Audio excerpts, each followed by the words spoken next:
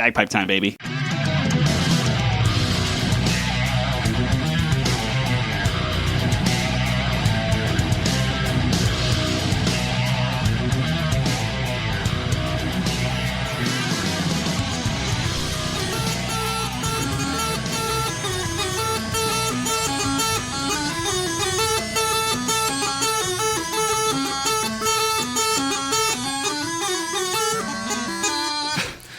That's fine. That's fine.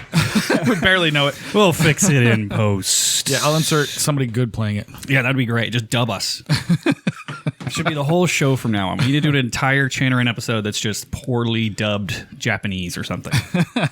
I can do that. That would actually be funny. Just like old school karate movies. Hello, everyone. Welcome to episode 184 of the Channerin podcast. My name is Josh. With me, as always, is my bearded co-host, Mr. Andy Fuko. That is I. And if you didn't know, after 180 some odd episodes, not even counting the ones that never made it to the fucking light of day. There's a couple that got cut. This is an explicit show. You have 5 seconds to listen to something else. That is 5, 4, 3, 2, 1. Say it with us. Fuck. Listeners can review the show. Except for you Mormons. Wherever you're listening to it. You can send us emails and voicemails. We play it on air. Like us on Facebook, Instagram, Twitter, or if you're Australian, Snapchat. Check out the Channerin store at channerin.com. I'm already out of breath. This episode brought to you by our patrons, those wonderful people who sign up at patreon.com/Channerin to keep the lights on here at the show. Busco. Yes, Josh. You know what really rings in my new year? What's that, Josh? Same shit you know what's different from 2022, from past years? The complete lack of coronavirus, super enthusiastic band members, a diminishing workload, enthusiastic Highland Games volunteers. Everything's changed. Oh, absolutely. And ample vacation time. Yeah, we're sitting on lots of beach time. Yeah. We're 8 days in, and it's just, it definitely doesn't feel like 2020 was 2 years long, which is kind of how it feels to me. I feel like we're still there. Yeah. It's been the same 3 years for 17 years fucking now. Groundhog Day. It's a 365-day Groundhog Day. It certainly is. But it's a new year, so that's okay. Like we're approaching it with a newfound fervor. Is it fervor? No, fervor. Both. Both. I don't know. Whichever one you got. I don't know if either of those is the word, but I'm gonna go with it. What else are you gonna do? You just attack the day, and that's gonna be our topic for the day, and we'll let you know. You get up, you dust yourself off, and you go get your ass kicked again. Yeah, absolutely. I mean, I was listening to a Maynard James Keenan little interview today, and he quoted somebody. I don't remember who he quoted, but he said he was talking about his jiu-jitsu coach, and he said, his father as a wrestling coach. Sorry, he said, either you go out on the mat, and either you win or you learn. And that's basically what it is. And I'll tell you what, the band that shall not be named has learned a lot. We've done a lot more learning, I would say, than winning, both professionally, personally. We spent a lot of time learning, let me tell you that, folks. I learn every day. But yeah, so anyway, I'm excited for this show. We're back. We've had maybe not a month, but quite a few weeks off. We had a while off, yeah, because we had the holidays. We were both traveling. Did the old Christmas and New Year's. Did you end up doing anything for New Year's? I know you went to New York for Christmas. Not a goddamn thing.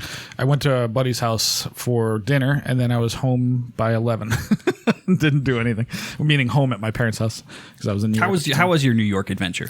It was wonderful. I was there for almost 2 weeks because of flight cancellations and stuff. Yeah, getting back was a bitch. Yeah, getting back was not as... Getting there was fine. I don't know what happened on the way back, why it was so difficult. But, I had a good time. It was very restful. I didn't bring my pipes. I had to work a little bit, so I brought a practice chanter, but I barely touched it, and did not play my pipes for probably a good 3 weeks. 7 meals a day in traditional staying with your folks fashion. Gained 10 pounds and ate 7 times a day. 10 pounds in pasta alone. Between the pasta and the snacks and oh my God. The things my mother buys when she knows I'm coming home. Like, an army couldn't eat this in a week, let alone me. And I have a relatively small appetite. Like, Jesus Christ. And then they try to pack it. They sneak it into my bags when I'm on my way home. I'm like, I don't eat like this at home. Like, yeah. I try not to snack that much. I try to, like, I don't say I eat healthy, but I keep things limited. Like, I couldn't eat all this in a year. This is crazy. So anyway, yeah, it was a good time. I enjoyed it. Yeah, I went to Chicago for the holidays. Vastly superior to my last Chicago trip for the holidays. Why is that? Just because there were no funerals to attend. Oh, okay. But I thought it was a good time. Everyone was in pretty good spirits. We got to see more people because last time, and it was so funny talking to people about like the holidays this year versus like end of 2021 versus end of 2020. Because everyone's like, oh my god, like we're freaking out, blah blah blah blah blah. And I don't understand how this year is any different than last year. And I'm like, guys, last year we didn't have vaccines. Like I have 3 shots right now. Like that's why I'm a little more okay with like traveling in an airport. Yeah. I mean, very different fucking circumstances. I mean, you still got to be careful, but yeah. I don't know. It doesn't seem like people are all that careful out there.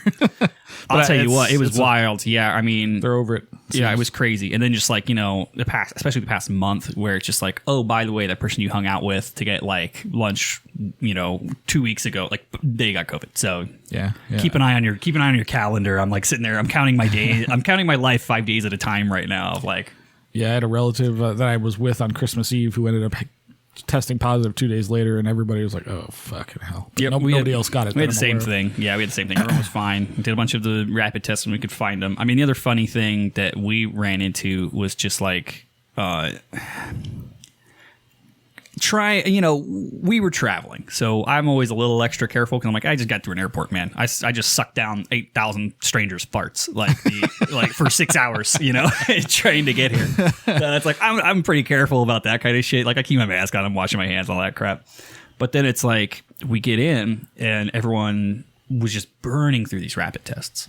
Oh yeah, you couldn't get them anywhere. Yeah. And so it's just like, oh, like, you land, you should take one. And I'm like, well, if I was exposed at an airport, it's not going to show up 6 hours later on a rapid test. Like you're just wasting these things, and they're fucking hard to come by. Right? Yeah, give it 24 hours. Yeah, give it at least a day. And even then, what are you going to do? You're not going home. What are you? I mean, they were asking us like, well, what's your guys' plan? Because like we knew we had some exposures coming home, and it's like, well, what's your guys' plan for that? It's like we can't find tests. All the testing sites are closed. It's holidays, like, and we got to go through an airport again. Right. So like anytime I was going through an airport, I just counted that as an exposure, whether I thought I was or not, and then just counted my days until, see if I had any symptoms. It also sucked because we both had like really bad allergies in December. Oh. And so we're getting off the plane and we're like sniffling and stuff and like blowing our nose, and everyone's just like, it's like, guys, allergies still exist. Like, yeah, everything still exists. Somebody I know, I can't remember, got like cold, like symptoms, got tested, was negative. So, I guess you just got a cold. I mean, that happens too, I guess. Yeah, you can still get a cold. That still happens. But yeah, and then New Year's, we did nothing as well. Like we just done a lot of travel, and we're like kind of fucking beat, and we were going to go to Kelly's show. And then it was just like the fucking wind was blowing 70 miles an hour. All we could hear are sirens and like gunshot or firework. Yeah, I didn't want no part of that. Because our original plan was like, we'll go like like for the first set or so, because we got to get home anyway because the dogs are going to go ape shit when fireworks start going off. Yeah. And then we're just like, it is fucking miserable out. I could just tell by the weather and the sirens. I'm like, everyone's probably out there just crashing their fucking cars right now. I was like, nah, we're good. We're just going to stay home. Like, sorry, Kelly, but. Yeah. So we were boring. We sat outside in the shitty weather and watched the like stratosphere fireworks from the top of my Bronco, and there you go. Had some champs, and then went to bed. That's all you need. Yeah. New Year's is not really my holiday. I mean, if you remember, back when I had a house, we used to have it used to be kick-ass the most insane parties. Fucking party of the year. But ever since I haven't had unless you go to a house party, I don't care. Like, I'm not going out. I'm definitely not going to the strip. Oh, fuck no. It's just, amateur hour for sure. Yeah, if it's a house party, like, it's infinitely so much more fun. Yeah, it's people whatever. It's people you're not going to run up a $600 bar tab. Like, yeah. So ever since then, the wet T-shirt contest and the beer, funnel chugging. Yeah. Beer bong contest. All the crazy shit we used to do with the 151 and everything. Those are good parties. People shooting guns off the roof. Did the band ever play New Year's? I don't remember. Did Kick and Dick play New Year's? I believe once. It wasn't I think so. Was it Kick and Dick then, or was it Emu then? I think it was Kick and Dick by that point. Because Emu was only that first show that we did, I think, that I was in. But yeah, so yeah, it was properly boring. I feel pretty good coming back. I always forget this. Essentially, as a self-employed person, and many, if you're a self-employed musician, Cobra's in the chat, he'll understand this. You just work all the motherfucking time. Like, you're on. And it's not even that you're doing physically anything, but you're mentally on all the time. And that downtime, that brain downtime is really important. Just like a computer. You got to restart the computer now and again. I always forget that. Last time I remember feeling this was when the dojo cruise happened and I had some time I got away and listened to the ocean and shit, you know what I mean? But then this time I was at home for like 2 weeks. Basically, the dojo was closed for a week. I didn't do shit. I mean, I had a couple lessons, but nothing major. So it's basically off. Man, that really does work. I mean, it's nice. I'll probably give me 2 weeks. I'll be miserable again. But but man, I always forget how important it is to like fucking shut down, man. Yeah, that was kind of like the time period, basically, like from getting back. Because I think I got back to Vegas. I want to say on like the 28th of December, and so between then and like January 4th, it was like, oh, I can just chill. And I did nothing. Yeah. Watch TV, pet my dogs. Played video games. Finished Halo. Oh, did you? I haven't finished. I'm very close. I finished the campaign. I haven't finished all the extraneous shit yet. Oh, okay. So I still very close. I still got to do the completionist stuff, but fun game. That's another thing I do. I bring my Xbox. This is the key to me not being miserable at home. You take your Xbox last home? 2 times I went home, I brought it with me because I knew I was going to be there a while. I'm like, I get so bored by day 4 that I want to kill myself and everybody else. I didn't know you did that. Just the last 2 times that I did it back in September, I'm like, this is great. Like, I fill my day. My parents are gone working or doing whatever they're doing. Like, I'm just sitting here watching shitty cable, which I hate because it's nothing but commercials. Yeah. It's just miserably boring. So, man, that makes a big difference. Yeah, I would never think to pack my Xbox up and take it with me on it. But then again, I also travel super light. I take like a backpack when I travel. Yeah, you're super light. Like, generally, I'm pretty light, but I'm like, I'm going to be here for 2 weeks. It's snowy. I'm not going anywhere. Usually I'll take my laptop just in case if I get downtime, I'll be like, I'm sure I have work to do. I definitely do that for sure. Yeah. But I'm sure I've got some games shit or some Chanarant. I mean, I'm always 17 edits behind on something. Mm-hmm. So yeah, that's what happens. So anyway, coming back into it, like, I feel pretty good. This is going to be our topic at the end, but just the old, and I'm not a New Year guy. Like, I never make resolutions. I never do anything like that, but it could just be the vacation and the timing of it all lined up, but I'm ready to go. I'm ready for 2022. I do think that's how it goes for me. I'm not like, oh man, starting January 1st, like these are my resolutions, man. Like, I usually wait like a week before I make any major changes at the beginning of the new year. I'm going to try to recuperate a bit, but I feel like it's just you get that hard reset period somewhat where, like, if you got nothing to do for 5 days between like Christmas and New Year's, except just like kind of contemplate, like, I've got some time to think. I'm not just going balls to the wall 24/7. Maybe I should think about, some changes. If I want to make some changes, what would they be? Yeah. And so I never consider it to be like New Year's resolution. I'm always just like, okay, like reassess long-term goals and short-term goals. And like, what would those look like? Yeah. I mean, January 1st, it doesn't matter what day of the year you do it. If it's like a process for you, which again is really the key, it's discipline and process setup, but it could be March 1st for all that matter. And whatever day, like this is the time of the year that I reevaluate. All right, what do I want to accomplish? Mm-hmm. Or whatever, like however you think about it, next 5 years, next 1 year, whatever it is. But it just so happens that when we all think about the new year, so that's where it all lines up. But when I do just think about, like, for me, one of the reasons that I like January is like the Monday of the year for me, and so like that's usually the day, because usually like Friday, Saturday, I'm gonna try to like have some fun. Get out, see friends, spend time with my family, all that kind of stuff. Sunday, I just try to do nothing and get my life back in order, do laundry, prep stuff. Right. And then Monday is like all right, what the fuck am I going to do this week? Right. So January is like my Monday for the year where I'm like, okay, what am I going to do this year? And yeah, I'm excited. I got some things that I've noted we can talk about later. Okay, sure. Some goals of mine. And then this time next year when I've accomplished none of them, you can all give me shit. Yeah, I was gonna say, like, the Chanaranters can hold me to this in about a month when I'm a fucking cunt again. Yeah, back when we hit March and we're like, nobody's gonna fucking do any St. Patrick's Day games. Well, the good news is I already canceled them, so it doesn't fucking matter. I'm like, there's gonna be like 4 of us that are gonna do it, maybe 5, but no, we're going full mercenary this St. Patty's. Like, yeah. I'm leaving St. Patty's with money in my pocket. Yeah, absolutely. That's the plan. So, although we do have to figure out how we're going to pay for storing our stuff soon, but we'll get into that. Yeah. There's always grants for shit like that. But let's get into number 2 because we got to sort of finish up the year end here. Oh yeah. So a bunch of people have sent us some stuff. And it's taken us a while to get to it because we've been such clusterfucks of a show lately. Yeah, to be honest, the box from James, it came in December, and I just forgot it at the last episode, and so we're going to do that today.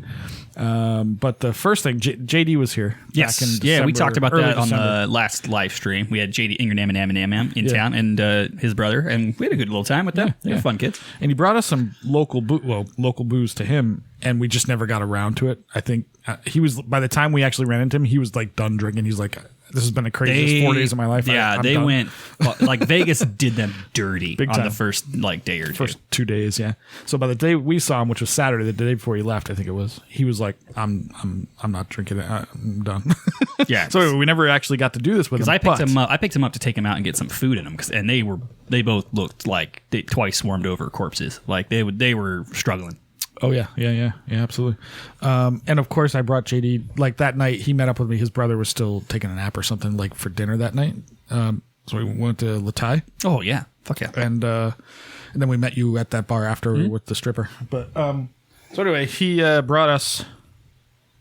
It's called Firefly Low Country Sweet Tea Vodka. Oh Jesus Christ! So he was very excited for us to try this. So we're throwing up today.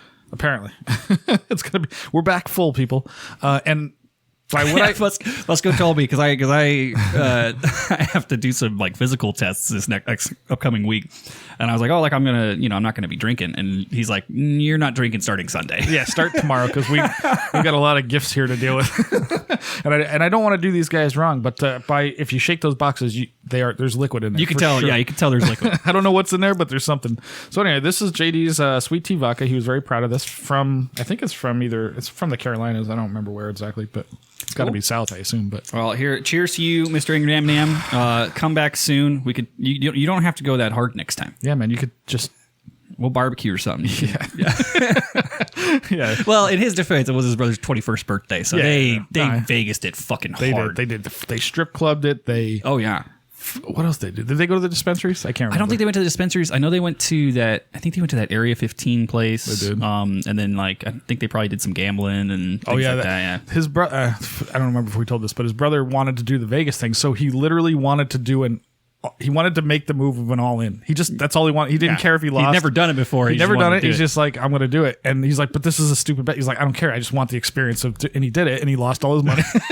But like this, like I've never heard anybody like, I just want to feel what this feels like. I just want a bucket list doing an all-in. I was like, that's fucking outstanding. Yeah. His brother was pretty cool. I enjoyed his. We need to do a new thing because I never like really gamble. I grew up here, and so a lot of locals like don't really gamble because we're almost not. Yeah, at it's all. like fuck that. Very rare. But I was thinking about this the other day. It's like, man, you know what? I've never like played a table game. I grew up here. I'm 31 years old. I've never played like a table game at a casino ever. Wow. Like a blackjack or something. But honestly, I think just to get it over with, I just like take 20, like put it on black, and then just just say I did it. So you mean roulette? Yeah. Just do something fast, you know. Yeah, just to do it. You never know. Maybe you'll hit it. You'll be 35 to 1 richer. I can't do the math in my head, but that's the thing to me though. I'm like, fuck, man. Like, if I do that, I would be the most boring gambler ever. Because if I put like 20 down and doubled it, I would walk away. I'd be like, sweet, I got $40. Let's go to the bar. Like that's the thing of gambling though. Once you get into it, that's not how it goes. Yeah, like I never have that instinct of like, let's just do one more. Dude, well, you've never tried it. You don't know that. Yeah, that's true. That's true. And are you a sucker for like video game? Like take video games for example. The carrot on a stick, like doing the next like achievement or finding that little the audio log stuff like that. Yeah, sometimes like I get into it's the same thing they get you with in gambling. I get into that, but like I never get into like the paying for stuff in games. No, not that. But like it's just that like next thing. It's so close. Oh, I could just maybe one more time. That's all. That's what it takes. 5 more minutes. 5 more minutes, I can check this box. Absolutely, yeah. It depends. I have to really like a game before I do like all the completionist stuff. Oh yeah, absolutely. So anyway, here. Cheers, JD. Thanks, JD. And Rowdy, good to meet you. We're not doing this whole thing, are we? Oh fuck no. Oh, that's actually not too bad. Oh, yeah. Ooh. Do that in a little ginger, like a little tea mule. That took me on a journey for 3 seconds. Woof. That's not too bad at all. Interesting. So we're going to have, 14 different kinds of booze along with our triple espressos? Well, I'm hoping the Mormon didn't send us booze, but we'll see. We're ex-Mormon. I don't know what he is. But. All right, sweet. So who's up next? Let's do James next. Do James? Okay, this is a big box. This came in December. And I cut it open because I actually didn't know if it was for me for Christmas or what it was. And then I realized, it's James. Never mind. I'll just put it away. So, all right. So I hope it's Glock mags. we've got. Oh, look at this. Oh, it's not beer. Check this out. Okay, interesting. I figured from the Mormon. Brigham's Brew Peaches and Cream Soda. Peachy Keen. Send us some cream It's from soda. Wasatch, yeah. Wasatch, boy, it's the same thing, but Oh, sweet. I should pop these in the fridge. I'll here. pop them in the fridge during break. Here's a card. Go ahead and open that up for me. Hey, dudes. It says, in parentheses, not anthrax. I'm sure the postman loved that. From James Moyer in Utah. Pipingjim@gmail.com. Droning On podcast, etc., etc. Yeah, if you haven't checked out Droning On, it's a good show. I'm not just saying that because we've both been on it. And our episodes were probably not easy edits for old Jamesy. Yeah, I kept it pretty I did my together. best, but I definitely had a few where I was like, uh-oh. I listened to yours just this week, and I've got some thoughts on it, but you did not do a good job. No. You had a lot I don't censor myself that much. And to be fair, I listened to the Aussie Broad episode too, and hers was not an easy edit either. Oh, I can imagine. So it says, hey, dudes, congrats on surviving another Celtic Thanksgiving. Wish I could have been there. I'll be praying to the omnipotent and merciful Joe Brady that he may convince you to keep the Las Vegas pipe band going in at least some form. Enclosed, find a few small tokens of friendship and gratitude. I don't know if swag and novelty sodas are sufficient sponsorship to get a shout out. If they are, feel free to shout out my new online store, bagpipeswag.com. There's your shout out. Nice. I gotta check. Yeah, Is it general bagpipe swag? He stole our idea. I'm assuming it's like shirts and stuff. So it's not specific to his podcast. This makes sense though because I saw the Instagram account for this. Oh, cool. So I'm sure on Instagram you can find it at Bagpipe Swag. If not, no biggie. Just enjoy the soda and the drinkware. Keep on entertaining me with your chanter ranty shenanigans. Happy holidays, you filthy animals. James, class act that guy. Check out his show. Check out bagpipeswag.com. You're gonna like this. What we get? They're the same, but check it out. You're gonna like this. Momentum. But it's a bagpiper. Yeah, that's awesome. That's cool. Okay, these are really cool. These probably don't show up well on camera, but Yeah. I assume this is from a store. I imagine. But do you know what this means? I do not. In fact, Musica Interim. He's in the chat. He'll tell us what it means. But Memento Mori is. I'm drawing a blank. Memento Mori is just reminding that you're going to die. You're gonna die, yeah. Yeah. Which is an amazing song by Ghost if you haven't heard it. Yeah, we had to do, when I was back in the day when I was in art school, we had our entire semester of having to do Memento Mori themed work. Oh, yeah? Yeah, I could draw a skull like a motherfucker. Prove it. Do it right now. Do it right now. I've got a book. Here, while I'm opening the next thing, draw me a skull. Okay, give me your book. And you start opening, but if you're opening, I got to talk while you're opening because you're not talking. And then when you get back on the mic, I'll start drawing. Okay. But yeah, thank you, James. These are freaking lovely. And then when we take a break, I'll pop the sodas in. We could try those later. Yeah, absolutely. So this one is, go ahead and say who this is from. This is from Dan, right? I believe so. This is our buddy Dan from the Chicago Highlanders. Yep. This came... Who we haven't seen in an age. Have we ever seen him? Yeah, he came to town. Was he one of the ones? Yeah, he came to town. Remember, he gave us those patches. Oh, right. Okay. Yep. Dan the man. All right. Oh, boy. At least I hope that was right. I'm pretty sure that was the correct person. Here, help me out with that one. Oh, Jesus. What is this? I don't know. It is like Christmas again. I hope these weren't supposed to be refrigerated. Oh, So this is Light Thinkin' from Chicago Highlanders Centennial Celebration. It is a 32-ounce beer. Nice. 4.7%. So, it's not going to kill us. I'm confused why I can smell this, but you're going to like this one. This is I've never heard of this. Clark. Gotta get a bigger table. Clark and Sheffield Kentucky Straight Bourbon Whiskey. Clark and Sheffield Kentucky Straight. I don't know if you've noticed, but you can smell it. Oh, yeah. Oh, it's good when it's got a screw top. Oh, yeah. Ooh. Hello, Dolly. Got a nice Chicago Highlanders Centennial mug. Oh, he did tell me that he was sending a bunch of merch from. Dude, that's awesome. Oh, another one of the same beers. Excellent. These fuckers. Got some hefty drinking to do, apparently. I picked a bad day. Can you check that out for me? Bad day to slow down. All right, we got some sweet Chicago Highlanders koozies. So, yeah, I guess they just had their centennial celebration, 100 years strong. So, congrats, guys. If you haven't checked out the Chicago Highlanders, give them a shout. Sweet. Anything Man, else in there? Yeah, there's some They send us paperwork. money. It's $90, definitely not $100. Ooh, what are those, stickers or something? Yeah, these are like giant decals. It looks like. I'll put that right in my car. Yeah, it's like a vehicle decal for Chicago Highlanders. Really? That's cool as hell. I have to get a new pipe case just because I've got so many stickers that all the real estate on my pipe case is covered with stickers. Just keep putting them on top. Like it'll look like a little punk rock case. Yeah. All right. It says Josh and Andy. Thanks for the hours of great entertainment. Have a drink on the Highlanders. Cheers, Joe and Dan. Our boys. Joe and Diane? Joe and Dan. Oh, Dan. Joe Schreiber and Dan Tesh. Sweet. Hope I pronounced your names correctly, gentlemen. Thank you very much. This is incredibly generous and awesome. I really like I imagine they did some sort of fundraiser with this. Oh, it says 5.5% alcohol. I don't know what this is. Ooh, we got two different ones. Oh, are they different? Yeah. What was that one? This one's 4.7. Oh, okay. So let's find the IPA and give that to you. Figuring out which is which. I imagine the less strong. Yeah, that one says light thinking, so that might be a lighter one. But oh my gosh, it's Christmas in January. Holy moly. Thanks, everybody. Yeah. We love getting, especially liquor, but really anything. Yeah. Yeah. Fucking A. Fucking A. Let's get fucking trash. It's a new year. All my resolutions are out the window. Let's get trash. Man, I was going to quit drinking for the 2022 too. Just the whole year? No, probably not. But it did cross my mind. We had a rough fall. I spent a lot of time down that road, that long and lonesome road. And a shiny demon in the middle of the road. All right, fantastic. So we got a few more things to get through before we take a little bit of a break, get into the topic of the week.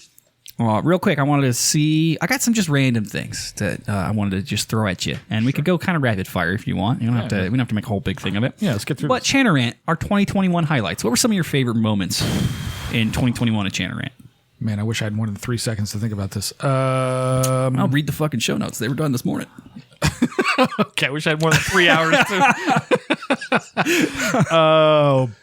Moments. Well, we had some good guests on this year. I thought we had that some fucked with. phenomenal guests, and one of my favorite things about the show is always like inviting a complete stranger on, and then by the end, I feel like we're friends. Yeah, that's always fun. Jeez. All right, so I guess you got to stand out with the Emma Barr episode. Emma Barr was super fun. Great sense of humor in that one. Yeah, she hung in there pretty good. In the edit of listening to that again, because at the time I didn't think it was that bad. Like when we did it live, I was like, "Oh, we didn't really go after her that hard." And then listening back, I'm like, "Oh God, what have we done?" Like we really did. Well, because she was being really quiet, so we'd be going down a rabbit hole, and then I would just throw her something completely fucked up from left field. Right. Yeah, exactly. Which she would never answer, which was fine. She got out of it really artfully, but it was just funny that like, oh my God, did we really just ask her about anal or some shit? Like what do we? I forgot this happened, but she handled like a champ, and she's probably one of the most championship people other than Stuart Little we've ever had on the show. Yeah, that's true. We haven't talked to Uncle Stu in a while. Yeah, so that was a good one. What else? Who other big guests we had? I think a lot of my highlights are definitely guests. Like Isla was this year. Yeah, Isla was super fun. Getting to know her, leading up to the concert and like hanging out and all that stuff. Like that was just a blast. She's super fun to hang out with. Vegas did her dirty too. Oh, big time. She was pretty hanging. Yep, it did. Eric Evenhouse dirty as well. Fucking yeah. Fine. We got to hang out with Eric Evenhouse in person for the first time that I could think of. That's a highlight. That guy's a real creep. Got to meet a lot of people in person this year that we don't normally get to hang out with. That was a lot of fun. Yeah. Another highlight is we realized, I'm going to say it's intentional just to make us look better. For the second year in a row, we had Trevor on during Gay Month, and just because. Oh, during Pride Month. Pride Month, yeah. I'm pretty sure that wasn't intentional. It wasn't intentional at all. It just worked out that way. And he pointed it out. He's like, "Why do you guys keep having me on?" You keep having me on during Pride. And I was like, "Oh fuck, I didn't think about it." But you're right, it is Pride. Next year we're getting a lesbian because that's way. We need to get ratings are way higher than lesbians. Absolutely, that's what Howard. We'll do a better Pride Month next year. Yeah, it'll be great. We'll plan ahead like all of 2 hours, or we'll be real allies and not exploit Pride Month for our personal gain. And just, quietly support it in the background. It's the same reason we have Angel on in February. You know what I would love to do? I know that the Utah kids, they go and play in the Pride Parade, which that would be the Utah guys? Yeah. Like I didn't know that. Thea and Eric Where? and them. Down in California? No, in Utah. They play, yeah, they have like, and correct me if I'm wrong if you guys are in the chat, but I'm pretty sure that they go out and play because I've seen pictures and it looked like a fucking blast. I would imagine Thea's doing it for sure. I'll take an invite to that if you guys want extra guns. Tell you what, I am not going to a pride parade in Utah, and I'll tell you why. It's probably a conspiracy. Get them all in one place. Get them all in one place and then just mow them down. Drop a bomb or something. All the conservative fucking nutcases are going to mow them down. Go to California where it's safe to be gay. Episode title. Wait, let me write that down. You got my notebook? Oh, draw a skull. Oh, fuck. I'm trying to multitask. No, it's fine. But yeah, so what other great things happened this year? Jesus, do we have any other big names? Not that I can remember. But then my brain is ruined from all the drinking and syphilis, I suppose. But I think it was a good year. We made it. We kept going. At least that happened. We almost killed ourselves in the fall. We had the COVID thing to deal with. The band that shall not be named was a struggle, but it's all turned around. Everything's gonna be fine.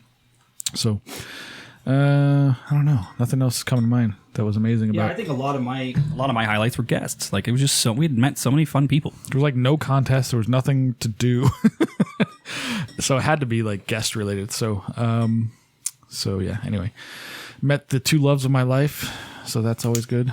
Whenever a hot chick comes on the show. There, you got a skull. All right, let's see. Let's see what you came up with. That's a skull. That's what skulls look like. It's definitely a skull. It's a very pig-nosed skull, but I like it. I can deal with it. So pivoting off that, what's new with Chanarant in 2022? What are we going to be up to? Some of you more astute listeners may have noticed that we've made a few upgrades to gear. We're trying to get a higher resolution output, make our streams a little nicer, a little easier on the eyes. Mm-hmm. So some minor quality changes, hopefully, and also we're just trying to add some more things to the docket, I suppose. Yeah, add some value, I think. Do more stuff, especially for the patrons. It's been hard. It's been because usually a lot of our ancillary content was like travel related, and then like nobody could go anywhere, nothing happened. Yeah. So we're gonna add. I started working on some educational content that the Chanarant. So we're not just complete assholes. We're only 75%. 75% assholes. So we're gonna start bringing some people in for our Saturday sessions where we do. We used to do drinks on once a month or something we're probably gonna do the happy hour, bring that back because that was always good sesh, just kind of hang out and shoot the shit for a bit. Yeah, but I'm gonna add a little thing to it, so we're gonna have a presenter do a little bit of education, short 15-20 minute little presentation, and then you can ask them questions and we'll just hang out after that. Basically, we'll do that once a month or so. First one is set for January 22nd. We have the illustrious Joe Brady coming to do a presentation on Uncle Joe on pipe band marketing your pipe band and social medias and things of that nature. So easily the first best pipe band marketer, right above me. Yeah, he's absolutely outstanding at it. And I want it to be more philosophical. Like, what is he going for? Like, what should you be planning? Like, nobody's got his energy.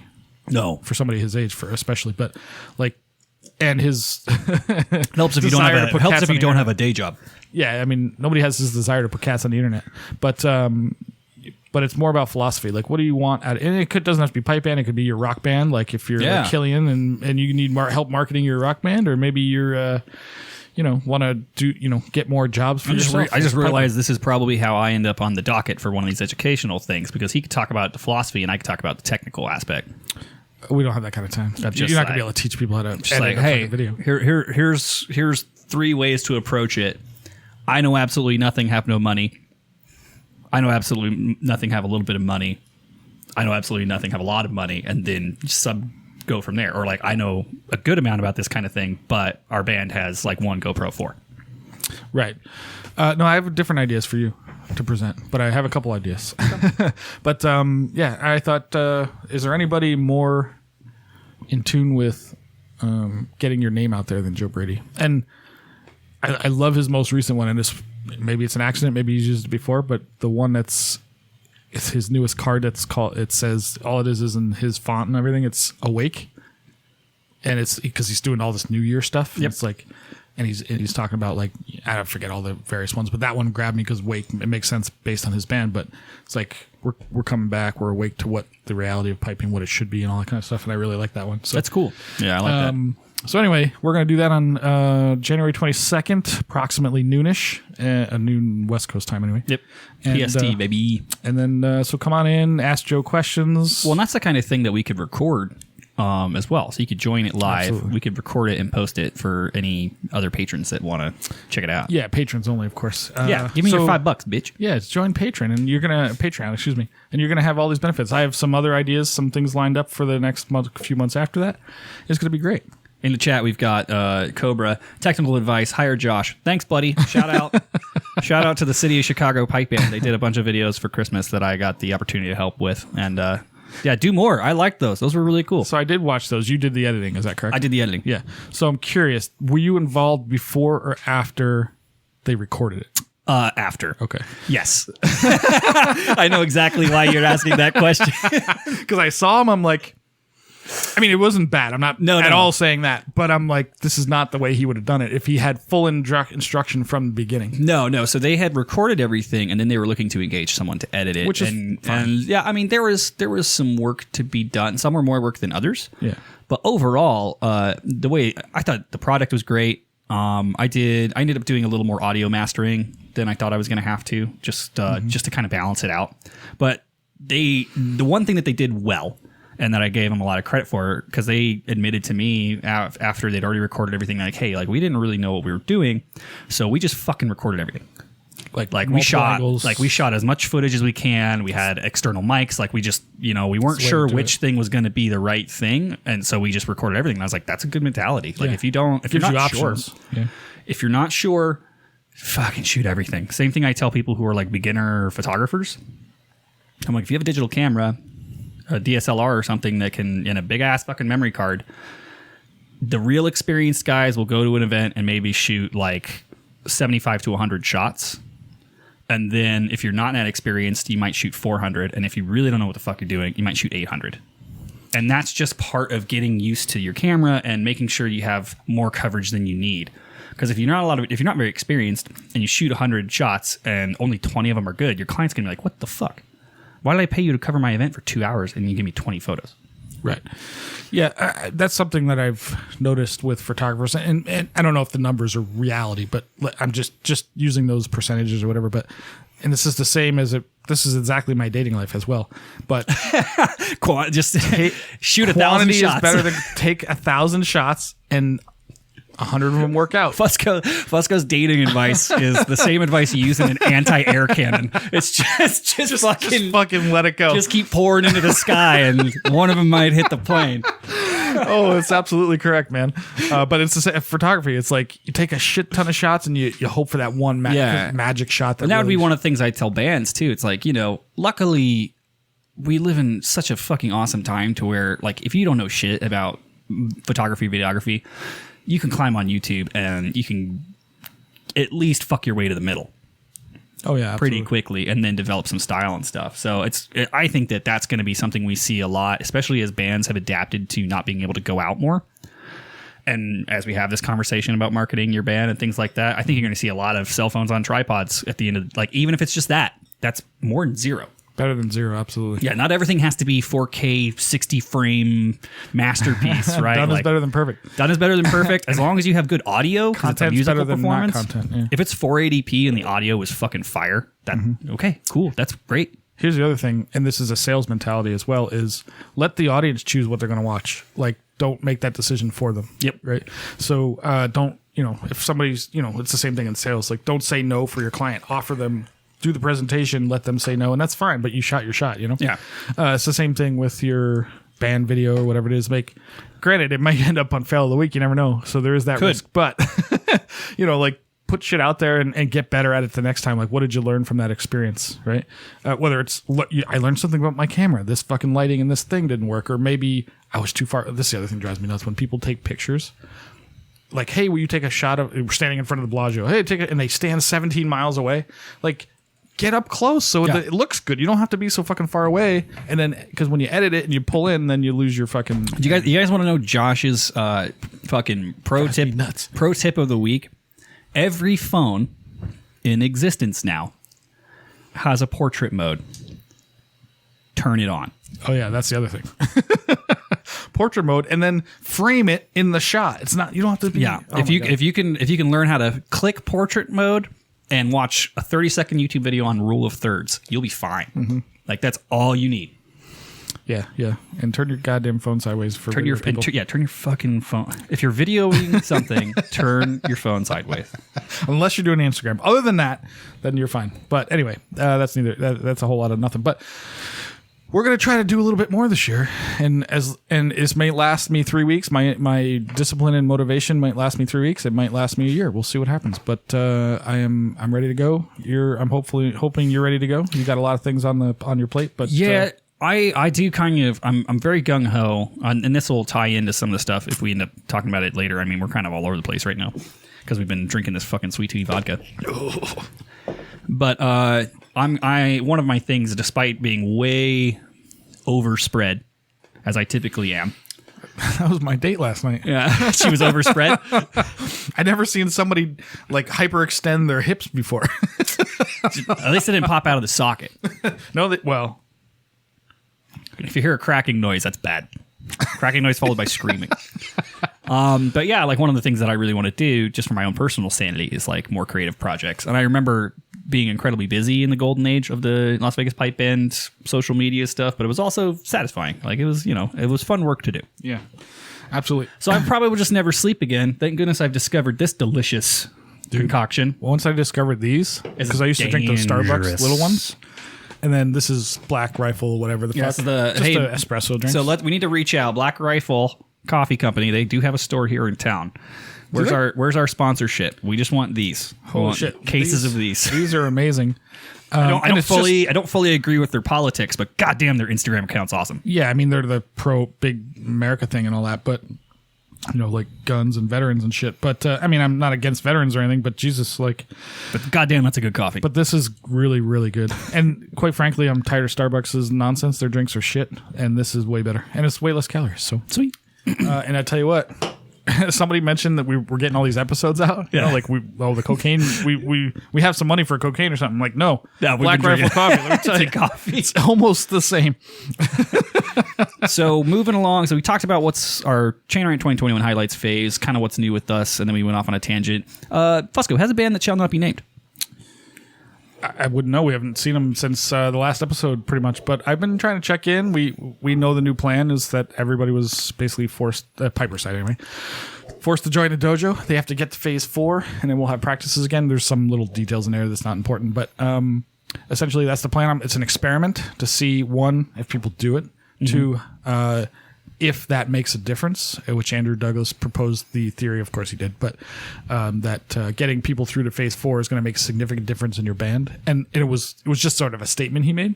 So I'm going to go, I went hardcore. I'm like, no, fuck this shit. Let's do it and see what happens. It's so impossible to do without consistency. Like you're never going to get there once a week. Hugely important to be consistent. And that's true of anything, I suppose. But, and this is where teachers, we had a big discussion on Tuesday about this, but where teachers need their students to give a little, obviously give a lot, to be honest, but you got to do it as well. The student, it's not. all on It the should teacher, be like obviously, it should but- be like 20-80. It should be like 20% the teacher's time and energy and 80% yours. And Yeah. even that, like the student that's doing like 90-10 is going to get farther.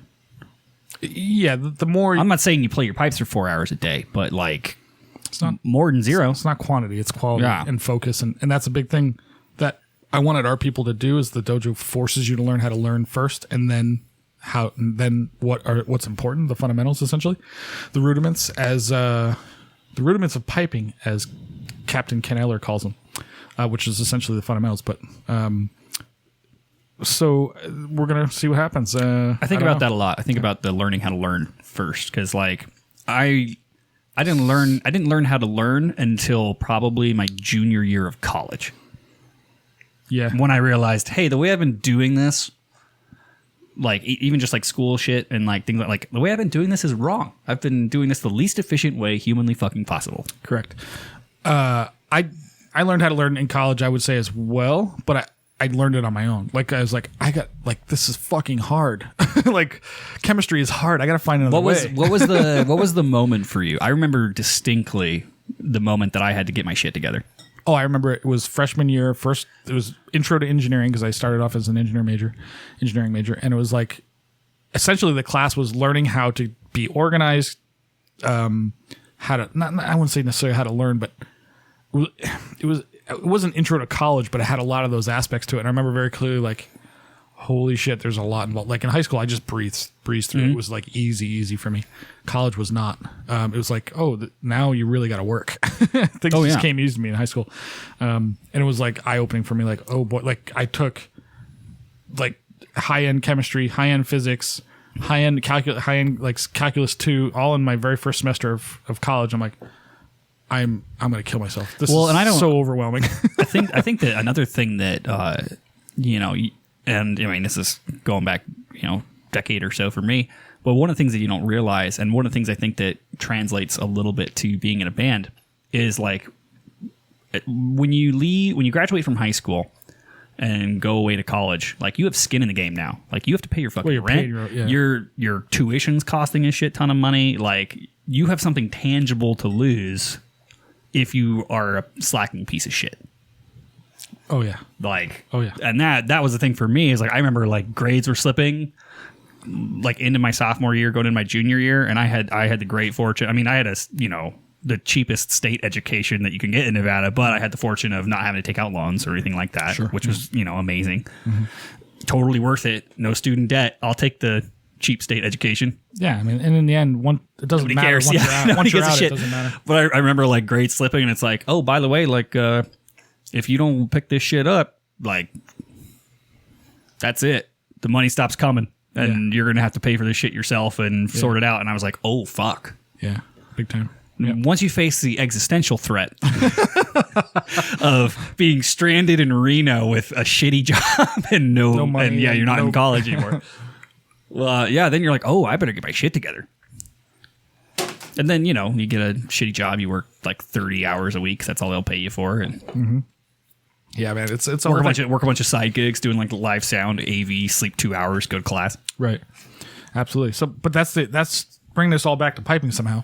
Is that's what I'm hoping we get out of the change, was that people learn. Like, how many times have we heard people complain about they can't memorize stuff, or they can't improve their teeth, or whatever, I don't know, their technique or whatever it is, or they struggle, like, I don't know what to do. Like, have you looked into, like, have you thought about different approaches or researched how to learn? Many people, actually almost nobody does that. The dojo now, as of January 1st, forces you to do that first. And I think that's really an important thing. Granted, it's one of those things where it's longer in the short term, but shorter in the long term. Yes. So, because you only have to learn how to learn once.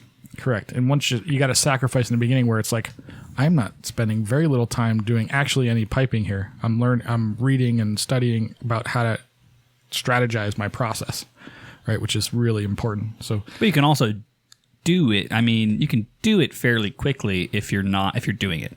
Like if you sit down and get through that process of like learning, okay, here's how I'm going to approach my rehearsals, and here's how I'm going to approach my own what was the term? I'm going to get this. My own technical mastery, so that I can eventually explore my musical creativity, or whatever that concept is. Oh, Bagpipe Freedom? Yeah. Essentially, but yes. Like, That's absolutely correct. Once you do that, like, you don't have to do it twice. Like, no. Yeah, and then just fucking start ripping into material. Right, correct. It gets much easier once you know how to do that. Like, assuming you take the time to learn how to do that process. Yeah. And memorization comes quicker. You don't have to come up with a strategy. It just happens. Like, you hear a tune once and you're just able to sing it.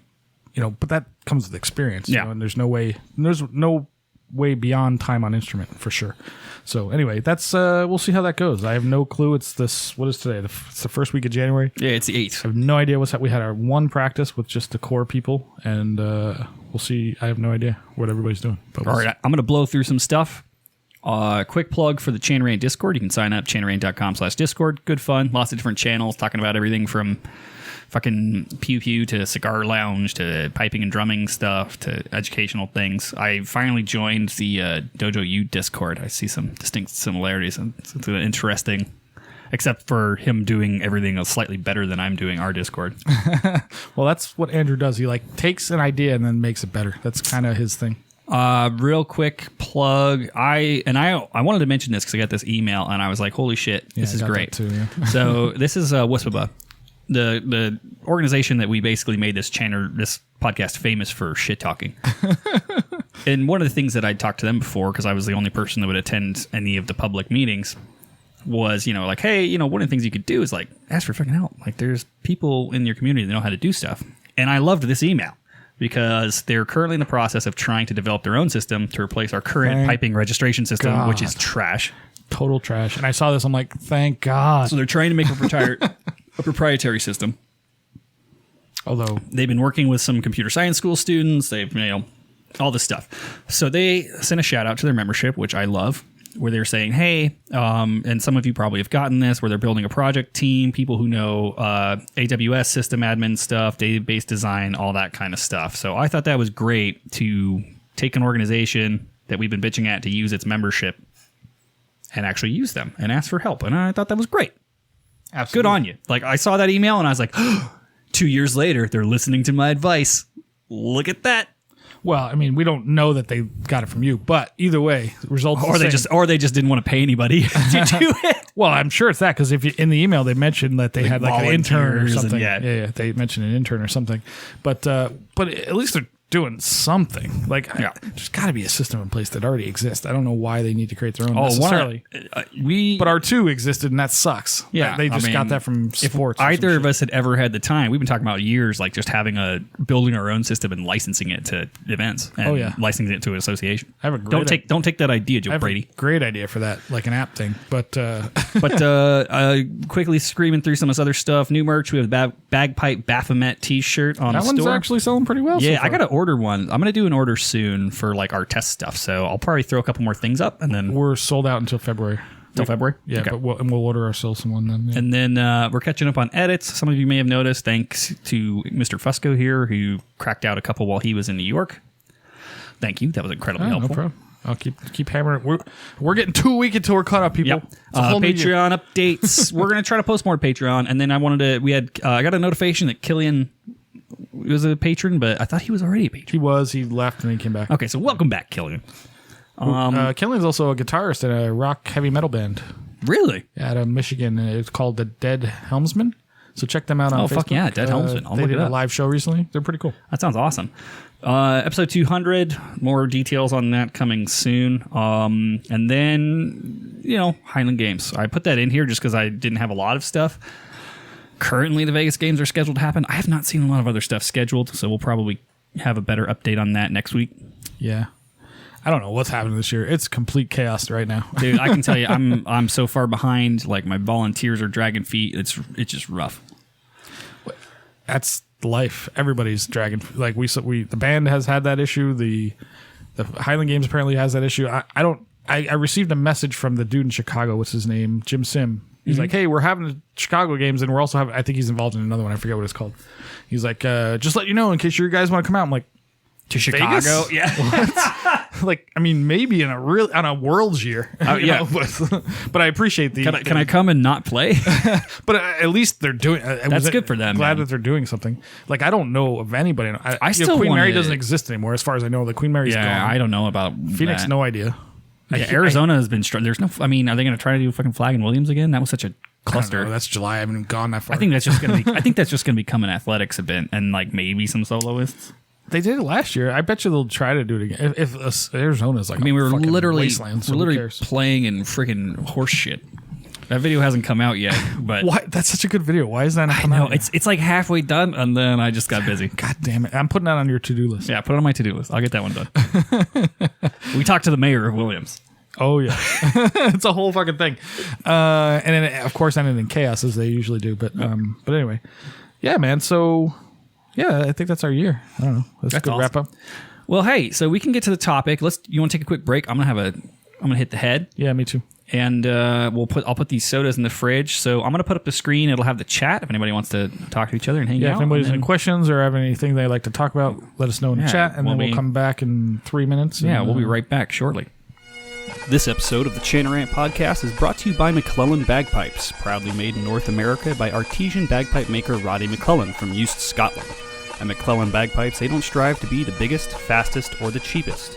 They do, however, meticulously craft a small number of the best-sounding and most beautiful-looking bagpipes in the world since their beginning in 1988. Over the years, MacLellan Bagpipes has established a solid reputation for rich, warm, and stable tone, created with incredible craftsmanship and instruments of heirloom quality and unparalleled beauty. Head to BespokeBagpipes.com to learn more about their innovations like the new Elevation Chanter, which features a lower-pitched richness inspired by the classic top hand of older chanters and sustainable solutions like the Revelation Bagpipe, a Delrin instrument featuring bores lined with a cellulose polymer sleeve giving you the structural benefits of a Delrin instrument while maintaining a refined wood-like sound. Check out MacLellan Bagpipes' diverse line of instruments and learn more about their restoration work on vintage bagpipes by visiting their website at BespokeBagpipes.com. MacLellan Bagpipes, born in Scotland, made in the USA. Bagpipe time, baby. Bagpipe time, baby! Just so you know, Roderick, we did use the toilet together. Fusco sat as far back as he could to poo, and then I mounted and peed between his legs so that we could both go at the same time. Absolutely. Yeah, that's... We've mastered the art. We spent a lot of time together, which I think is an important part of our topic. It's called the wet duck. Wet duck. Saving time. That's what we do. Sweet. All right, buddy. So would you like to introduce our topic this week? I would. So while I was away in New York, I was listening to... New York City, for those of you who don't know. No, not New York. There's a whole other state, people. God, I get that question so much. Yeah, I mean, and I guess it's my fault. I should know better. I should just say it right out of the gate, but it's just annoying.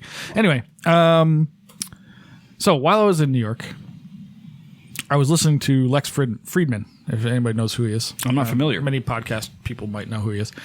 He is he's Russian but American. Grew up in Russia, but he's here now. He lives in Texas, Austin. He's a friend of Joe Rogan. Joe Rogan. He does a podcast. He went to MIT. Very smart guy. Has a lot of like high, super interesting. Joe Rogan's the second most popular podcast under Chanarant. Yes, absolutely. If you go to Spotify, you'll see Chanarant, then Joe Rogan. Joe Rogan. But many people will know who Lex Friedman is. Anyway, he's really interesting to listen to. At some point, I was listening to him, and he gave me this quote, and this like hit me. I'm like, this is what I've talked about forever, and I loved it. And this is going to be our topic, and we'll expand on this in a second. So, and this goes along with the whole New Year, New Me thing, meaning pipe band, whatever. So, it says this. Old me's hopefully slightly better. Totally didn't write down who said it, but I'll look it up. I'll Google it if anybody wants to know. But it says this. Inspiration is for amateurs. The rest of us just show up and get to work. If you wait around for the clouds to part and a bolt of lightning to strike you in the brain, you are not going to make an awful lot of work. All the best ideas come out of the process. They come out of the work itself. And I think that's the quote. So the inspiration is for amateurs thing. That's the thing that grabbed me. I'm like, this is what we've been talking about all the time. Yeah. Like it's more about setting up. It's more discipline is what's more important, in my opinion. And very often the problem that I guess amateurs make, but I want in a piping sense, beginners, people less experienced. Let's put it that way. I don't consider the term amateur to be derogatory in that sense. Like, I think you could say amateurs. Probably not. Yeah, I mean, that makes sense. But obviously people with less experience is that they're waiting around. Like they obviously when inspiration comes, take advantage of it. Of course. That's, hey, I'm motivated. That's what I'm doing right now. That's like the best thing that could happen to you, right? Like, right. But it's not the norm. No, it's not the norm. And it's actually probably very rare, right?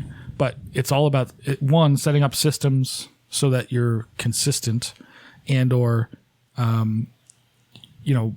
put your head down and get to work kind of thing so that you're always in that mode. When inspiration hits, you get even more benefits out of it. Yeah. But no matter what, here's from when I get up in the morning I go to the gym from 6 to 6:30 or I go for a run or whatever it is, it doesn't matter.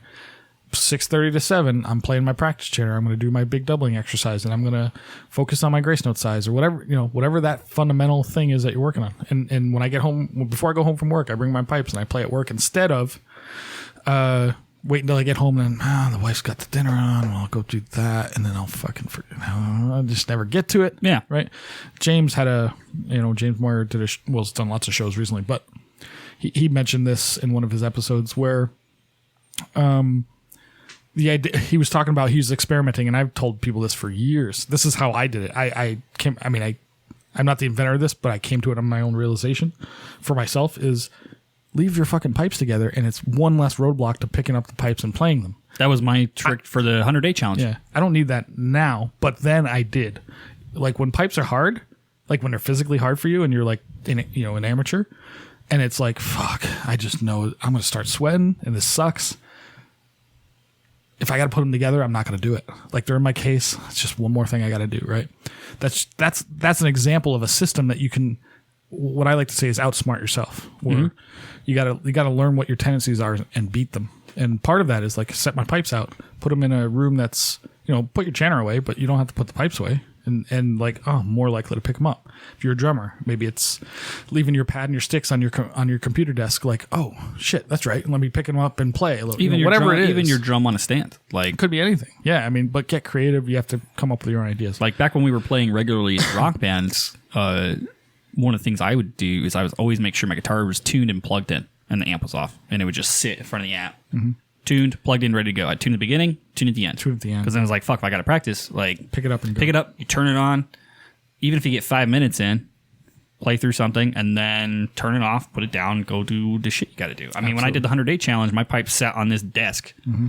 Fully assembled, minus chanter, obviously. Yeah, you plug that in, play one tune, go. If you bother to want to tune it after that, you want to keep going? I had my big, tall phone tripod, because I was recording videos for that at the time, and literally everything except for the pipe chanter just stayed set up, ready to go. I can knock it out in 7 minutes. I could tune for 60 seconds, play, and be done. Yeah, absolutely.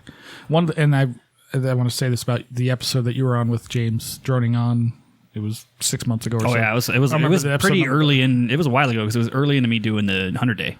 Yeah, yeah. And one of the things that you mentioned, it's not like it's new information, but you referenced it, and maybe I haven't heard it in a piping sense before. Was what was it? I mean, the big thing for me during that...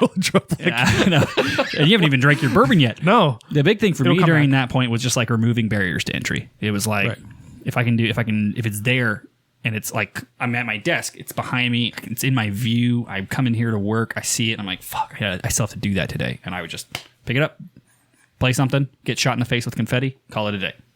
Oh, that's right. That was only the last one. I forgot about that. Yeah, that was only the last one. I don't know if any of you guys follow me on Instagram at Josh Plays Pipes, but shameless plug. But that was the last 100-day challenge where my girlfriend shot me right between the fucking eyes with the confetti. That was funny. That was a good idea in concept. Didn't work out, but yeah, no, I think that's an important part of the thing that most people, I don't know about most, but a lot of people are missing is the get up, do it right away, put your head down. And we talk about this with maybe the Highland Games or just life in general. Very often it's people spend way too much time thinking about things instead of doing. Or thinking about them at the wrong time. Either waiting for motivation or trying to get motivated. And it's like sometimes you're just not going to be. Yeah. This is a thing that I learned a lot when I was doing so much further. Like when I was doing a lot of freelance design and editing work. Like every now and then you get a project where you're like super gung ho about it, and you're like, oh fuck yeah, like I'm excited about this. I know what I want it to be. Let's bang this fucker out. 98% of the projects you get that you're getting paid for are horrible. Mm-hmm.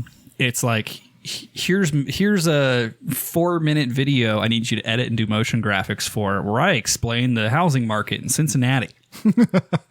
And like trying to approach that with enthusiasm is fucking impossible, right? Because it's just fucking boring. Mm-hmm. So you just make it good, like, right? It's like, all right, I'm gonna make this good because I'm getting paid to. Like that's that's the idea. But you're never like, oh, I don't like shoot upright in bed at night and go, Court, I thought of it. I figured out how we can market bidets. Like that just doesn't happen. Absolutely. So you gotta like you're gonna get boring shit to do. Like I hate to spoil it for everyone. Working on your doublings and embellishments is fucking boring.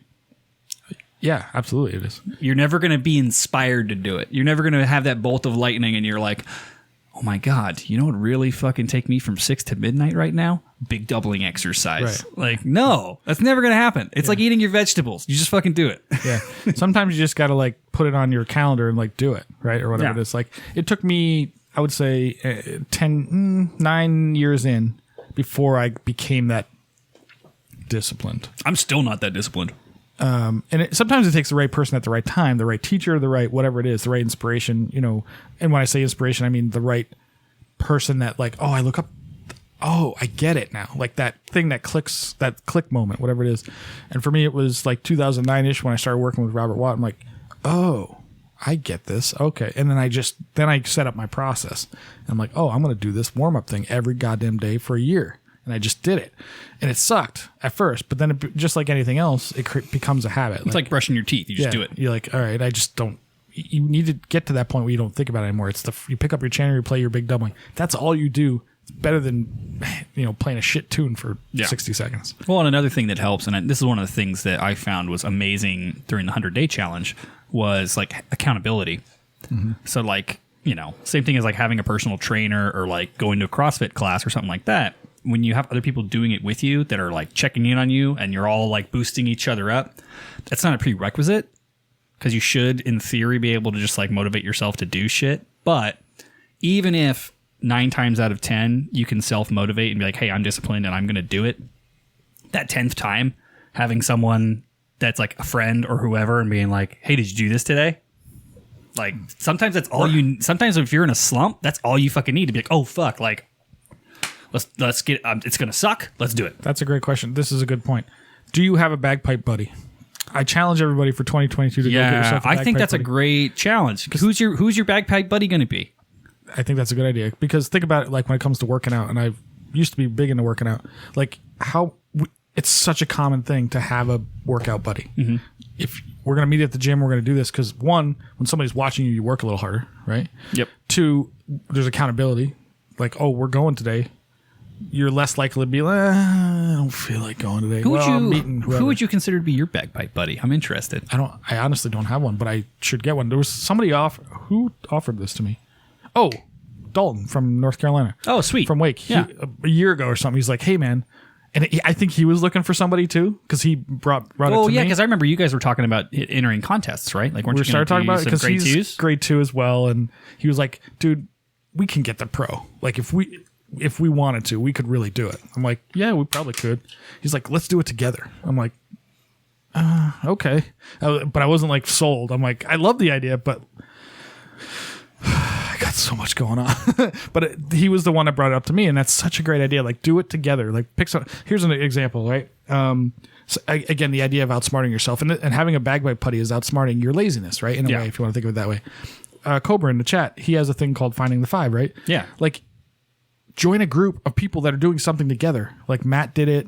Andy Adams did it. Mia from our band did it at some point. Like, you're part of a group, and there's other things that do this. I'm by no means is this like a genius idea. Have you ever been to like an Orange Theory or a CrossFit class? It's culty. All that stuff. It's culty as shit. CrossFit especially. That's where Andrew gets all his ideas. But he steals everything from CrossFit. But from that and the Church of Scientology. Well, that too.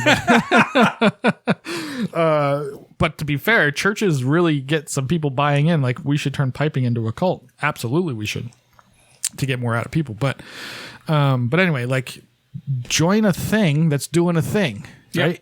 And yeah, it's like, fuck. Now I know I have to be accountable. I know that hump. I felt that I feel it all the time. Like, I guess I got to practice now because I'm going to Ireland in 6 months. Fuck, or whatever it is, But like, it's that normal everyday thing. Like, oh, I'm going to be in my band and nobody's going to really hold me accountable, and I'm just going to hide amongst the group, and I'm going to, I'm going to play that fucking, I don't know, low G instead of a low A and goddamn Duncan McInnes because nobody ever, they say it, but like nobody knows it's me, so I'm just going to not really do anything about it or whatever the fuck, right? Yeah, I think I have multiple bagpipe accountability buddies. Like, because like I consider you to be a bagpipe buddy in the band sense. Because I'm like, I really try to make sure that no matter what I've got going on, how beat I am, what a shitty day I'm having, I'm like, fuck, Fusco's going to be there. Mm-hmm. Needs the backup. Like even if I just play okay in tune and don't like really fuck anything up, at least that's one more bagpipe adding to the sound instead of subtracting from it. Right. Yep. And then like dojo stuff, like it was a lot of like Beer Boy and Ozzy, and like we'd be messaging each other back and forth. Like, what are you gonna do? Like whatever, any of those things help. Like absolutely. Like if you go on a diet, how much better is it if you have somebody to talk to about that's doing it with you? Absolutely, or whatever it is. It's an important thing, and another part of that, something you just said about you coming in like, well, at least there's one more plus instead of minus. Like, so if you just look at like, let's say we're talking about blackjack. You talked about gambling earlier, right? Yep. Counting cards in blackjack. Nobody's ever done that before. It's not that hard. I mean, it's hard to do it fast. It takes skill, but it's not that hard. It takes training to do it fast. All you're doing is some cards are plus, some cards are plus, some cards are minus. All you're doing is keeping track of pluses and minuses. Think about this in a pipe band sense. Are you a plus or are you a minus? And I challenge you to always be a plus. So and this came up on Tuesday. We had our first band practice back, right? And I'm totally going off. And so if anybody gets upset, this is me riffing off the top of my head here. You know his phone number. You can call him and bitch. So we got into a big discussion. It was just me and Josh and Fuckface and Chum at band, right? So we're doing this whole new thing where it's just us going to work some music and try to come up with sets and play some good music, essentially, is the idea. Well, because what we have, and like, it's even more elaborate than that, because we have the downtime created by everyone else being required to go through the 11 commandments and get to phase 4. Correct. In the dojo. Correct. So in the downtime, the idea was when they eventually work their way back to a full band practice, here's your sets. We've got this worked out. We already know what's going to happen. Everything's done, changed, whatever things we're going to do, it's going to be done. Here's your sets. Right? We're going to work on music. We're going to be able to, all that stuff. But we're just going to keep the high level people.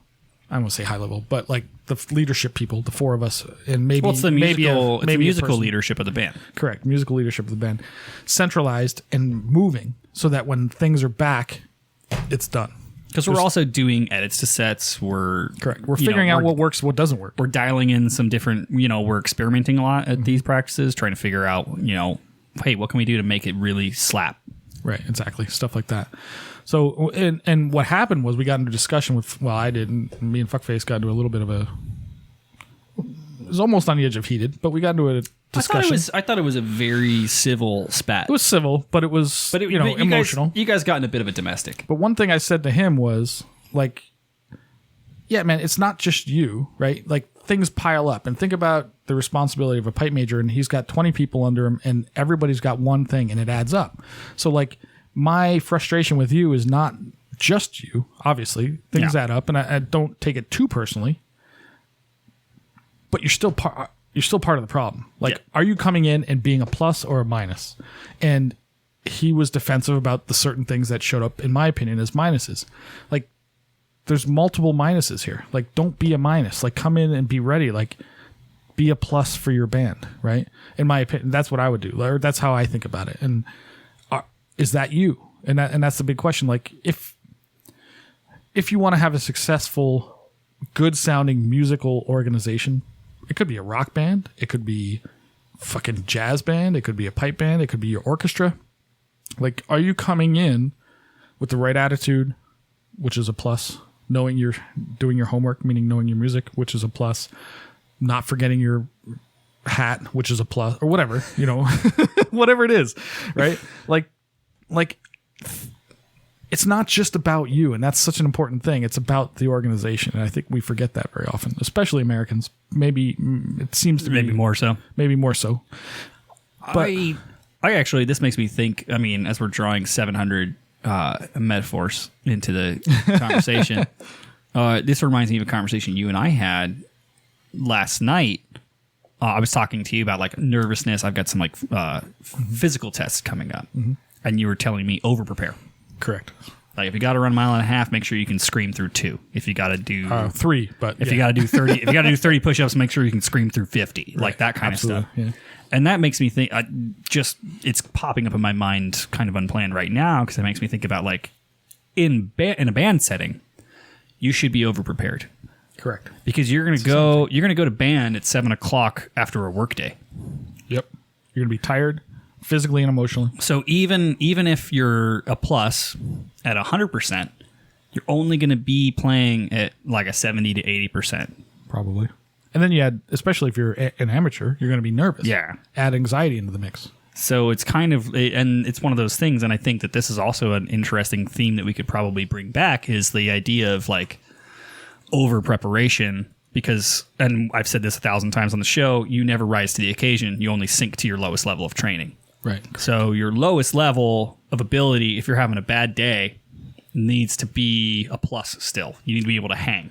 Correct. Yep. And that's a thing that I experience a lot, where I'm like dragging myself to practice because I'm like, fuck, I don't want to go. Like I'm beat. Like I don't have the time or energy to do this right now.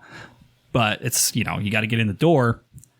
And if it wasn't for, because I don't, obviously, as anyone who's heard me play knows, I don't do a shit ton of practice at home. Mm-hmm. Luckily, I've had enough years where I can at least on a bad day be middle of the pack. Right. And sometimes, to be quite honest, Mike, actually said this to me when we were on the phone. And as a benefit for you, for what we're doing, and I told him, and I've told people this, I don't know if I've ever mentioned on the phone, but I know I've told people this, like, let's take the whole fall, right? And you guys have listening to the episodes recently, like there's a lot of negative, it's very depressing. Yeah, right? it's a lot of negativity. But like, not as chipper as this episode. One of the things that I noticed was, I've always noticed this, but in my opinion, Josh does not live up to his potential. However, I understand why, because on your worst day, never putting any effort in, you're still going to be better than 90% of the people, everybody other than me. Yeah. To be honest, right? With some minor issues, maybe I don't remember a piece or whatever, but I'm not even looking at you, right? Yeah. So, or very rarely, other than I want you to, I don't want to say inspire people, but I want you to be a model for people, like, or you get to do the wait. So in the third bar of the third line, change this to this, and I'm just like, oh, okay, right, exactly, that kind of stuff. But like being a good role model is an important part of it as well. But anyway, but I understood why you were doing. I understood why you became complacent. Let's put it that way. And what Mike Fuckface talked about was, if we just go just the four of us for a little while and hammer in some good music with some actual focus on tightness and even just something new with some difficulty. Musicality and stuff, like that's going to be good for you. Hopefully, we'll see. Where like, oh, Josh has got to keep up now because he's not better than 90%. He's number 2 in this group of 4. I'm not. I'm not playing the same shit I've been playing for 5 years. Right. And and he was like, well, that's going to be good for him. Like, and this was part of our, when we were discussing this is also, where we're going forward. I'm still very green into the process, but this is one of the things I'm like, somewhere in like the second commandment or something. Mm-hmm. One of the things that I really like so far about this process that I'm starting is the dojo thing. Okay. Is the idea of like, I don't remember the exact wording, but it's like, you have to fucking learn new shit. Oh, yeah. Variance of material is very important. So I was reading that and like that put a little tickle in my pickle. I was like, ooh, this is going to be fun. Mm-hmm. I get excited about that shit. That's a big part of it, like varying your material.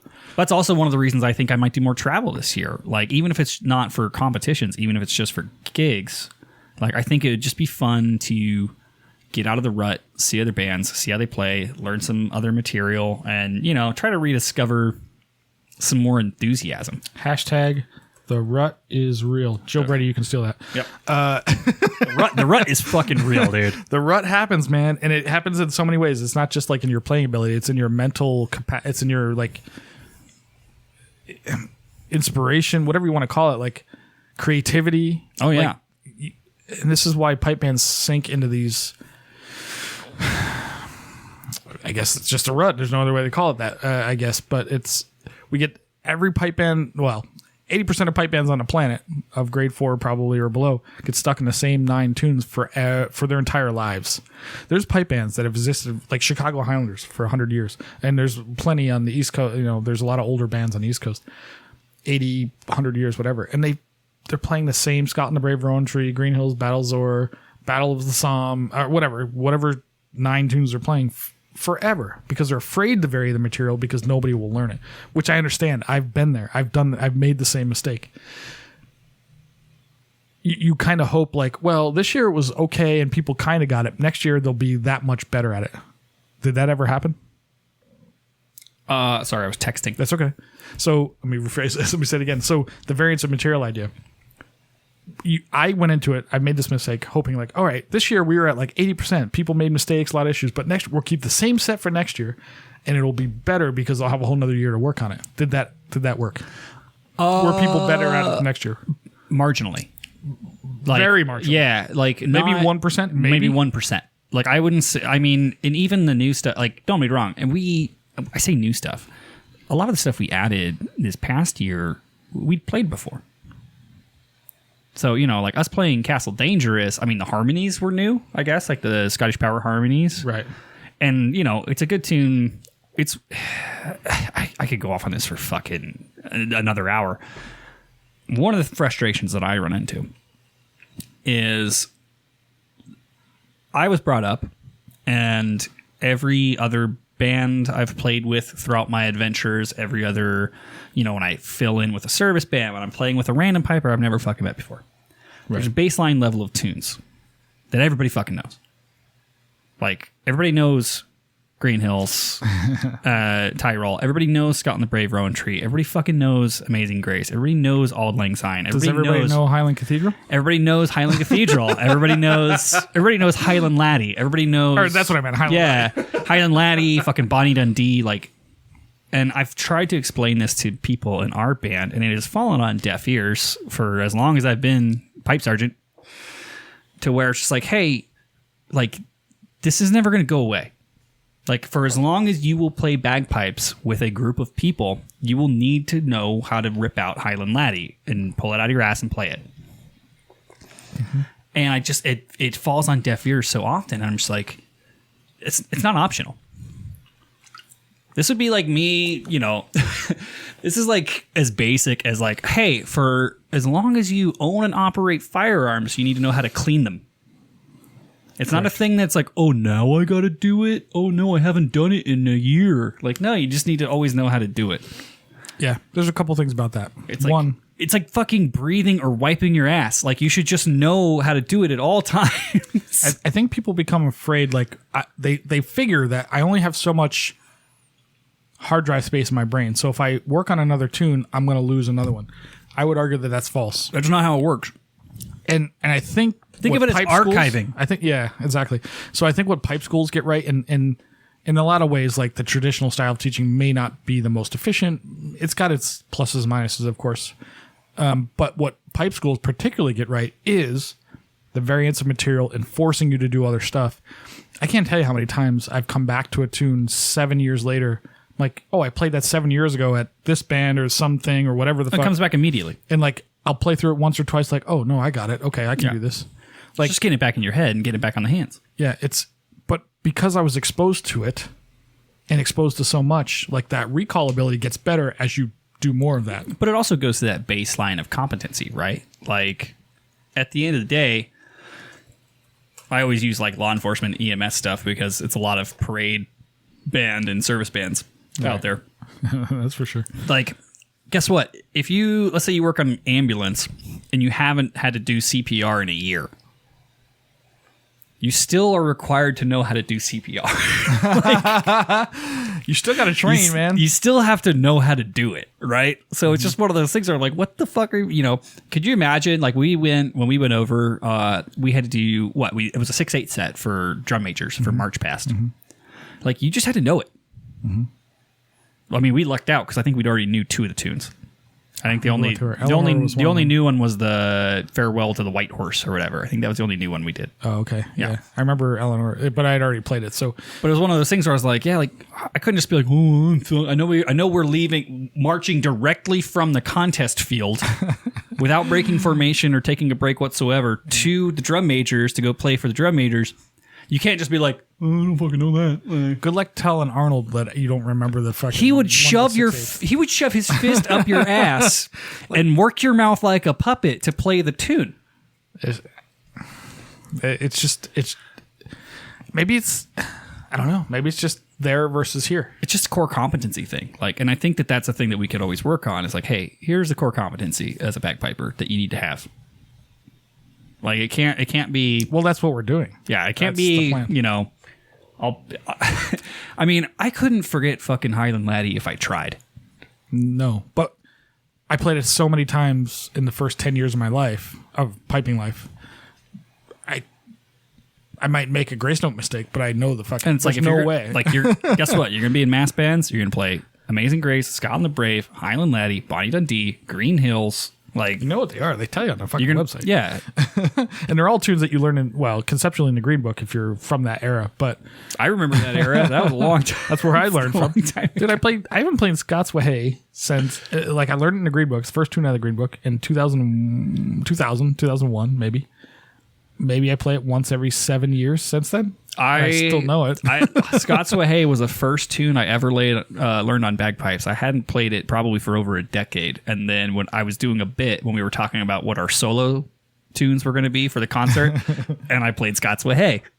Right. That would have been good, actually. It's like once the audience wouldn't have got it, but... it's like once it's in your head, dude, it's in there. You just got to access it. Yeah, absolutely. I think that's an important part of it. So... All right, so let's take this thing home. Yeah, let's bring it home because we've waxed poetic for many a time. Yeah, this is a long one, but we're back. We're back, and y'all are listening, so it must be good. Yeah, there's people in the audience still, so we appreciate it. A couple things I want to say. Yes. Are we wrapping this up? Yeah. Do you want to do final thoughts? I do, unless Okay. you have something else you want to go with. I'll start though. Final thoughts is this: if you're in the audience and you're listening to us, a couple things I want to make you aware of. One, when you're listening to your favorite podcast, i.e., the Chanarant, if you look below at the show notes, there's all kinds of absolutely interesting information in the show notes. When I say show notes, I'm not talking about what we're reading off our screen. Yeah, no, the stuff. We're talking about the stuff in the description. podcast. Yeah. So there's links to all the things we talk about. There's obviously special rates on the dojo, or if you want MacLellan Bagpipes, or you want to get the Bagpipe Freedom book. All those links are in the show notes. So I just want to point that out, that if you're not a podcast person, I underestimate people's knowledge of technology sometimes. You can just click on a link and go to Bagpipe Freedom, or Chanarant what is it? Chanarant.com/Bagpipe Freedom, or Freedom. It's just get the book if you want it, or go to MacLellan Bagpipes and tell them, hey, Joe Chanarant sent me. I want a new set of pipes. I will say this. So I'm a year and a half, almost 2 years into playing the MacLellans. I don't remember when I got them. Joe, you might need to tell me when I got my pipes. It was he gave them to you last Christmas? I think it was like during quarantine. Yeah, it was definitely during quarantine. It had to be. I don't remember. So I've been playing the shit out of these. I told him after like a year or two I'd review, and I'm still planning on doing it. I'm trying to do more content on my personal YouTube channel, Josh Plays Pipes. Sure. So hopefully I can get some more stuff done there this year. One of my things this year is make more content. Absolutely. We're talking about doing more stuff here, as we've talked about for years, but we're on that stick. But I just want to, the reason I'm bringing this up, and I've got the links ready for you. Okay. So the reason I'm bringing this up is I just want to, ask the people that listen to us to support the people that support us. If you like us, support the people that support us. Go to MacLellan Bagpipes and check out some Melvin Reeds and order them through MacLellan or whatever, and just show some support to the people that they have some show amazing small pipes too that they've launched. Absolutely. And if Dojo is something that interests you, just check it out. You can get it a month free. What is the link? The link for Dojo is Chanarant.com/suckless, and that is your 30-day Dojo University Premium test drive for only $1. $1, yeah. Let me tell you, all you gotta do, 30 days, you can go in and stare at Cameron Drummond for a month. Once a week for a month, you just look at his beautiful eyes as he talks in that lovely Edinburgh accent. And then masturbate to him talking about P-Brock for all. I don't know what he talks about. I think I mentioned this. I mentioned this when we first talked about the new plan for the band that shall not be named. But one of the things that I didn't realize was that the basic Dojo membership is $15 a month. $15 a month. So it's basically the cost of 1 hour with an instructor. With a shitty instructor. And and you get Cameron Drummond, Robert Matheson, Bruce Gandy, Andrew Douglas. And that's once a month. There are so many classes on there. And I didn't realize it because I have a premium membership, so don't have to worry about that. Well, Josh is special. Special. By the way, did you know the Pipe Major Symposium's coming up? I did, yeah. Do you know who's in that? Oh my God. Do you know who's teaching this one? Who we got? One, Captain Ken Eller. Ooh. From Canada. Oh, fuck. I have to contact him. Number 2, Alistair Henderson from Inverary. the pipe sergeant of England, Allie, who arguably is the reason they're so good. I mean, Stuart's amazing. I thought it was a pipe major symposium. That's why I didn't feel like I was invited. Well, let's talk about what Allie does. Allie is the one who basically arranges. I don't want to say everything because Andrew would get upset, but 80% of what they do. We haven't talked to him in an age. No, not in an age. And are you ready for this? Say Rob. Dun, dun, Matt's. dun, dun, dun, dun, bum, bum, Oh, no, it's Parksy. bum, bum, bum, bum, I can tell by the Imperial March. Dun, dun, dun, dun, Richard Parks, dun, Richard dun. Parks. Richard Parks is the main act of the Pipe Major Symposium this year of Field Marshal. Oh, wow. Arguably the greatest pipe major of all time. Easily. Is teaching this. So if you're interested in something like that, support it, man. This is going to be outstanding. And I'm doing the interviews, and I can't wait till Richard Parks signs in the Zoom and he sees my fucking face. And the first thing I'm going to ask him, How do you crush the puss? how do you crush the puss? Dude, I cannot wait till he knows it's me. I assume he remembers me, but I have my interview set up for him next Friday where I have to interview him about being a pipe major. It's going to be great. But anyway, Will you have Ken email me instead of Buggy or CC us both next time you talk to him? Because we got to figure that Canadian shit out. Yeah, absolutely. So anyway, my point is buy a shirt from the Chanarant store. New help merch, us out, man. New merch coming soon. Like we have big plans. We need a team. If you're out there and you're interested in anything to help us out, we are looking for a team of people. Yeah, we need some techie people. We've already promoted some people to moderators for the Discord, but luckily the Discord's like not nearly as bad as the other thing. That hard to act. Yeah, but I would love to have. You don't have to be in Las Vegas to be a producer. You don't have to be in Vegas to call people and be like, "Hey, man, we want to come on the show. Here's the date." We set up calendar. It's a whole fucking thing. Yeah, like it's not that. It's behind the scenes. It's surprisingly organized. Yeah, it's chaos here. It's just a clusterfuck day up. But that's what happens when you do shots before you start setting. Absolutely, but we would love to have more people involved. Granted, it's volunteer only. There's very little pay or anything involved, but I'll send you some merch. Yeah, we'll absolutely give you free merch, and you get to be part of the Chanarant team. I don't know how Rab gets people to work for him, but we got to figure it out. You could be a part of the world's greatest bagpiping podcast. Rab's going to take exception to that. He's going to talk about this shit. Yeah, well, talk about as much as you want. The proof's in the pudding, son. But anyway, I just want to encourage you guys to support the show by supporting the people that support us. And thank you all for listening. It's amazing to have you all here. It's a new year, new us. We're going to crush it. Let's do it. And on that note, time to end the stream and play us out.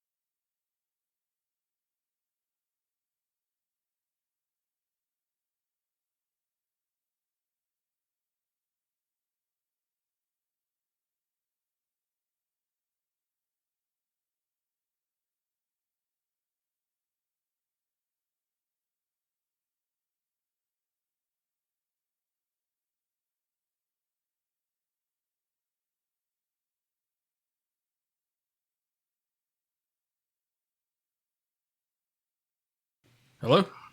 Andrew, you called? Hey, man, what's going on? Oh, just drinking a late coffee outside. Oh, it's perfect timing. We're just about to go live on the show. You want to be on the show?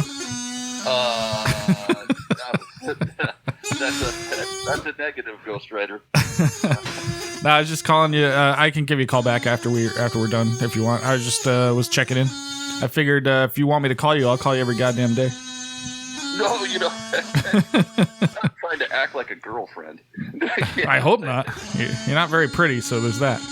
No, but, no, it's not that. It's just, No, I was just gonna fuck with it. Collaboration is difficult between human beings, and pipe band exacerbates it. Oh yeah, So absolutely. It's just music is difficult. You're in multiple ensembles. You know how it goes. So. Oh yeah, working with people is challenging to say the least. People suck. I mean, that's All I got to do is talk into a microphone with you, and I'm already sick of it.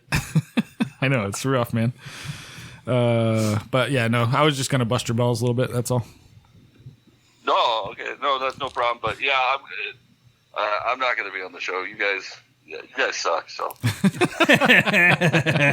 Sad but true. Someday we'll get you. wait, is your boyfriend in the background? Yeah, that's Josh. Yeah, that's me. Ah, there he is. Yeah, we're just about to hit. Well, did we hit go live? Yeah, we got to switch over though. We're about. We're like 2 seconds from it. So All right, well then, have a good show and talk a bunch of shit. all right, that's what we do. We will. Bye, buddy. All right, Later. Bye. See ya.